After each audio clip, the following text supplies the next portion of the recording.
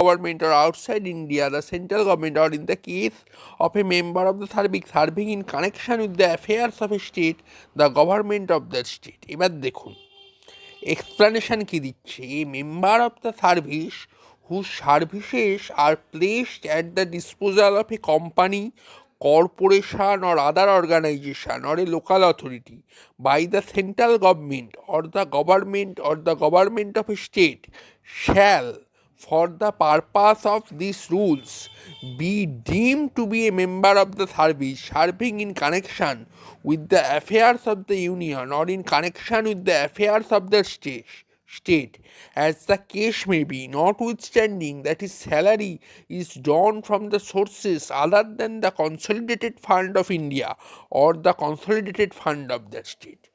ধরুন আপনি একজন প্রাইভেট ইউনিভার্সিটির প্রফেসর, সেক্ষেত্রে আপনার মাইনেটা হচ্ছে প্রাইভেট ইউনিভার্সিটির ফান্ড থেকে, গভর্নমেন্টের ফান্ড থেকে হচ্ছে না। সেক্ষেত্রেও আপনাদের সমকাজে সমবেতনে আপনাদের কিন্তু গভর্নমেন্ট সার্ভেন্ট বলেই ধরা হচ্ছে, বা একজন শপ ওয়ার্কার ধরুন। এবার শপ ওয়ার্কারের স্যালারি তো গভর্নমেন্ট দেয় না, কিন্তু স্যালারিটা ঠিক করে লেবার কমিশনারেট।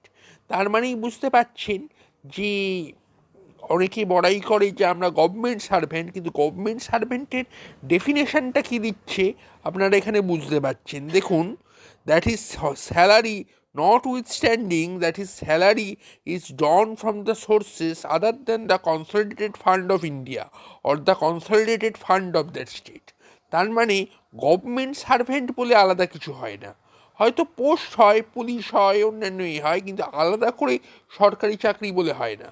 কী ব্যাপার না, তার স্যালারিটা গভর্নমেন্টের কনসলিডেটেড ফান্ড থেকে হচ্ছে, এইটুকুই, এর বেশি কোনো স্ট্যাটাস দেয়া নেই।